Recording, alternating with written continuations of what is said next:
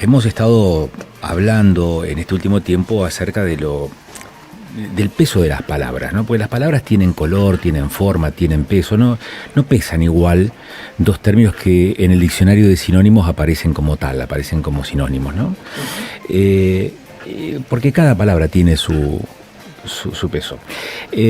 Estamos viendo, por lo menos esa es la apreciación que uno puede hacer desde su humilde posición, respecto a que desde el lenguaje se viene trabajando constantemente y quizás las nuevas tecnologías están estimulando todavía mucho más ese carácter móvil que tiene el lenguaje o dinámico que tiene a través del tiempo.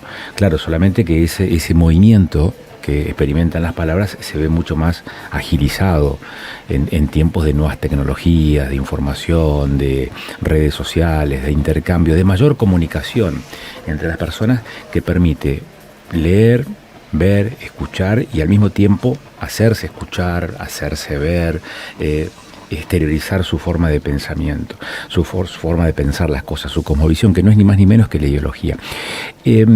Y en ese campo, cuando charlamos esta semana en la producción, decíamos, vamos a hablar del lenguaje, vamos a hablar de las palabras y vamos a proponerle a quien se especializa en esos temas, a ver qué nos tiene, qué nos trae, qué tiene para contarnos.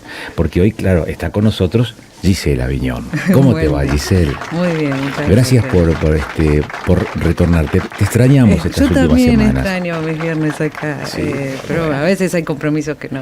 Ya lo creo, ya lo creo que sí. Ya lo creo que sí. A ver, ¿por dónde pasó esa búsqueda?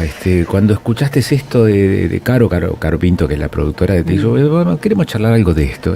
¿Y por dónde empezó a maquinar esa cabecita inquieta? Esta cabeza inquieta empezó por una novela que me prestó una amiga, una muy querida amiga. A mí también me prestan a veces y me duele devolver, pero lo tengo que devolver.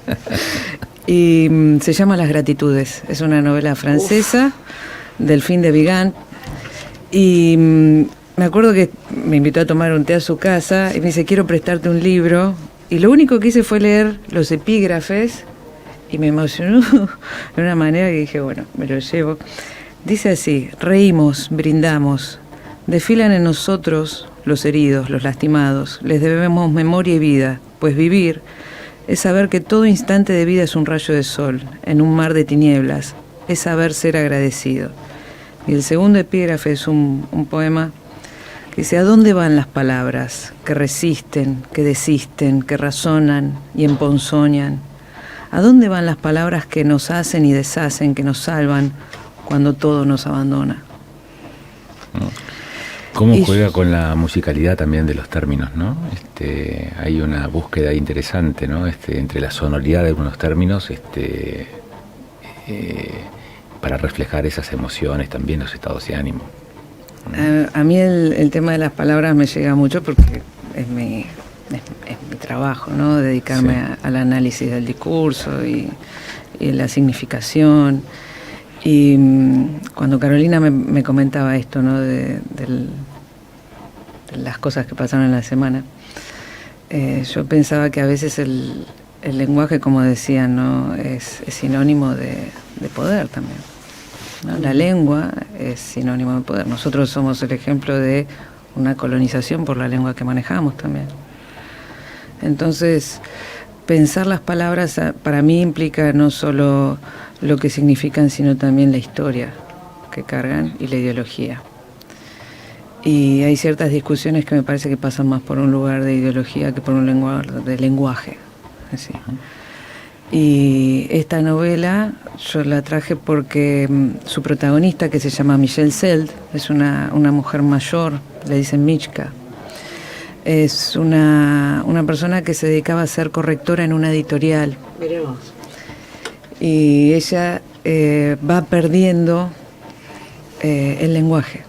Su problema es ese, ¿no? Entonces está tratando de entrar a un geriátrico y la están evaluando a ver si merece quedarse o no, y se encuentra con logopedas, que son personas que se dedican a trabajar sobre las dificultades del habla. Y ahí se va desarrollando la novela, ¿no? En esta lucha porque ella mantenga todo el tiempo activa esa zona del cerebro donde está la memoria y están las palabras. Y las gratitudes tienen que ver con estas personas que trabajan con ella y todo lo que aprenden, ¿no? Yo les quería leer, A ver, la primera hoja. escuchemos. Dice: ¿os habéis preguntado alguna vez cuántas veces al día dan las gracias? Gracias por la sal, por la puerta, por la información. Gracias por el cambio, por el pan, por el paquete de tabaco. Unas gracias de cortesía, de conveniencia, automáticas, mecánicas, casi huecas. A veces tácitas, a veces demasiado enfáticas. Gracias a ti, gracias por todo, gracias infinitas. Gracias de verdad. Unas gracias profesionales. Gracias por su respuesta, por su atención, por su colaboración. ¿Os habéis preguntado alguna vez cuántas veces en la vida habéis dado realmente las gracias? ¿Unas gracias sinceras? La expresión de vuestra gratitud, de vuestro agradecimiento, de vuestra deuda, ¿a quién? ¿Al profesor que os abrió la puerta del mundo de los libros? ¿Al joven que intervino cuando os agredieron en la calle? ¿Al médico que os salvó la vida? ¿A la vida misma? Hoy ha muerto una anciana a la que yo quería. A menudo pensaba, le debo tanto. O sin ella probablemente ya yo no estaría aquí. Pensaba, es tan importante para mí. Importar, deber. ¿Es así como se mide la gratitud? En realidad, ¿fui suficientemente agradecida? ¿Le mostré mi agradecimiento como se merecía? ¿Estuve a su lado cuando me necesitó? ¿Le hice compañía? ¿Fui constante? Me pongo a pensar en los últimos meses, en las últimas horas, en las conversaciones que tuvimos, en las sonrisas, en los silencios. Me vienen a la memoria los momentos compartidos, otros los he olvidado, e invento los que me perdí. Intento determinar el día en que me di cuenta de que algo había cambiado irremediablemente y empezaba la cuenta atrás. Entonces, esta novela empieza desde el momento en que la protagonista ya no está. Entonces, todo lo que se hace es recuperar esas conversaciones. Por eso me parece que las palabras, las gratitudes, y se hace el eje en las palabras todo el tiempo, tiene que ver con esta noción de lo inevitable también, que es la muerte, ¿no? Y la decrepitud. Pero son temas que nadie quiere tocar. Siempre me pasa eso, ¿no? Cuando aparece el tema, vamos por la elipsis. Y tematiza justamente los olvidos. Ella habla y por momentos cambia la palabra. Sonoramente se parece, pero no es la palabra que tendría que usar. Y el lenguaje me parece que justo estamos en una semana también bastante significativa, ¿no? Por lo que se viene el domingo. El lenguaje, la lengua, las palabras. Me parece que esta cosa de gratuidad con la que se la usa, ¿no? A la palabra, y bueno, ayer dije esto, mañana digo lo contrario y está todo bien igual, lo único que importa es la fortaleza con la que lo digo. Me parece que es hora de decir que no es así, que no pasa por la fuerza del lenguaje, pasa también por el compromiso con la palabra que se usa y cómo se la sostiene en el tiempo. Uh-huh. Y la misma palabra de distinta expresión también tiene otro significado para el otro, ¿no?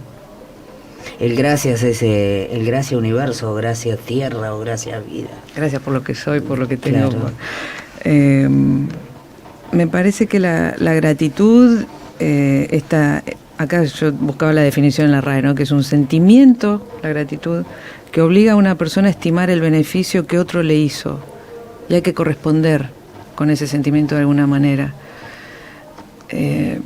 Yo trabajo con gente joven y veo que hay mucha decepción con la realidad, con falta de esperanza, ¿no? Y me encantaría que ellos sientan la gratitud que sienten cuando estudian la historia argentina, cuando van para atrás. Es decir, bueno, quizás es hora de dar muchos más motivos para ser agradecido, principalmente a los que están en un lugar de toma de decisiones. O sea que estás trabajando a Favaloro con su obra de San Martín en la escuela. Sí, y vos sabés que... Gracias que dejó escrito eso. Gracias que... Y aparte no se lo conoce, me parece que esto que siempre digo, no se puede amar lo que no se conoce. Y amar a la Argentina implica conocer su historia, sus reveses, ¿no? Pero esto de las palabras, que cualquiera venga y diga cualquier cosa... Yo tengo que saber realmente de qué me están hablando y lo que significa lo que me están diciendo. Y vos que centrás mucho la atención, digamos, en las palabras. Hay una definición de la especie humana, que no es como seres racionales, sino como seres emocionales que razonan, ¿no? Entonces primero está la emoción, eso que yo no tengo duda que también está en el cerebro, digamos, que no está en el corazón, como decía antiguamente la sabiduría popular, sino que está en el cerebro. De la misma manera que está la razón, pero pareciera ser que una está por encima de la otra, que la emoción a veces está por encima de la razón en determinadas circunstancias, en determinados momentos.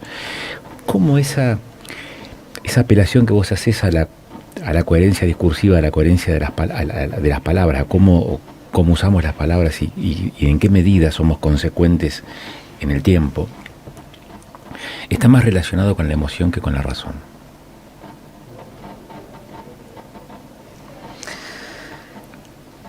Yo creo que van de la mano. Como correctora también, ¿no? Se ve cuando el que escribe realmente siente lo que está diciendo y cree en lo que está diciendo. Y cuando alguien escribe por cumplir. Me parece que la palabra refleja muchísimo. Así como muchas veces vos te encontrás con una persona que te dice un montón de cosas, vos le crees y... El poder de convencimiento. Porque está la razón y la emoción del que dice, pero también del que escucha. Y a veces en términos de emoción, de emoción digo por el vínculo que hay, por la empatía que se genera, por la relación entre unos y otros, a veces me da la sensación hasta que se hacen tolerables, digamos, o se toleran, digamos, ese discurso pendular, ¿no? Ese uso pendular de las palabras según el momento en el que sea, precisamente por cuestiones emocionales o de oportunidad, ¿no? Pero me parece que estoy siendo demasiado abstracto con el tema a esta hora de la mañana. No hay horas para ser abstracto. Es viernes, Agustín. Es viernes. Contame quién era Delfín de Vigan. Es una escritora joven de 57 años, multipremiada, traducida a 20 lenguas. Pero ella se dedicaba también a la dirección y empezó a ser premiada y bueno, ahora ya es una escritora profesional que se dedica solo a eso. Pero es muy lindo como escribe. Ajá. Aparte la letra es grande. Eso es lo más importante, no necesitamos gente. No están ahorrando papel. Esto que vos decís de las palabras, ¿no? Yo me hice un viajecito y venía leyendo la novela sí. en el micro y en eso empezó a oscurecer. Y yo tocaba para prender la luz y la luz no se prendía. Entonces dije, no, esto no puede quedar así porque yo quería terminar la novela. Entonces fui y le golpeé al chofer. Me dice, ¿dónde está? Arriba, ya te la prendo. La cuestión es que la medida que iba avanzando, yo no podía parar de llorar, porque es una novela, no va por el patetismo ni por el golpe bajo, donde realmente hay belleza, hay gratitud, pero también hay una cuestión de hermandad y de protección con el más débil. Sí, y que una persona logre poner en palabras ese sentimiento tan humano, me parece que es un logro maravilloso. Fíjense, dice, no les voy a contar el final. En apenas una semana, ya se los leí al principio. En apenas unas semanas su elocución se ha vuelto más lenta, más sinuosa. A veces se detiene en mitad de una frase, desorientada por completo o renuncia a encontrar la palabra que busca y pasa directamente a la siguiente. Aprendo poco a poco a seguir los meandros de su pensamiento. Estoy vencido, lo sé. Conozco ese punto de inflexión. Ignoro la causa, pero compruebo sus efectos. La batalla está perdida. Pero no voy a rendirme, de ninguna de las maneras, si no, aún será peor, caída libre. Hay que luchar, palabra a palabra, sin concesiones. No hay que ceder, ni una sílaba, ni una consonante, sin el lenguaje. ¿Qué nos queda? Qué bárbaro. Gracias, Giselle, por este momento gratificante. Es un placer, como siempre. Gracias. Te esperamos el viernes que viene. Gracias a ustedes. Giselle Aviñón con nosotros en La Primera Mañana.